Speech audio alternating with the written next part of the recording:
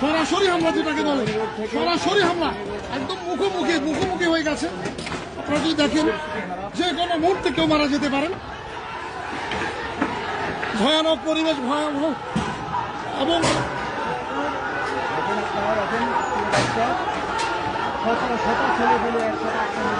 শত কর্মী ফটিকের গ্রুপ পিছু হচ্ছেন এই মুহূর্তে, ফটিকের গ্রুপ এই মুহূর্তে পিছু হচ্ছেন। শত কর্মী মিলে ফটিকের গ্রুপকে ধাওয়া দিয়ে সরিয়ে দেওয়ার চেষ্টা করছেন। প্রথমে ফটিক গ্রুপ আক্রমণে থাকলেও এখন এই মুহূর্তে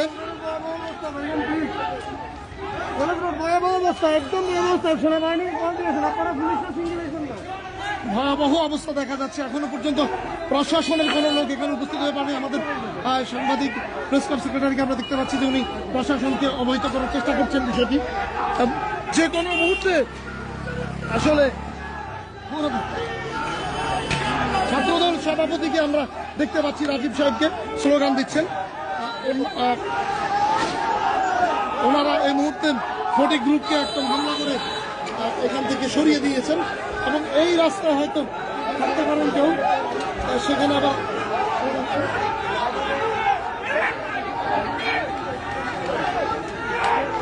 ভয়াবহ পরিবেশ।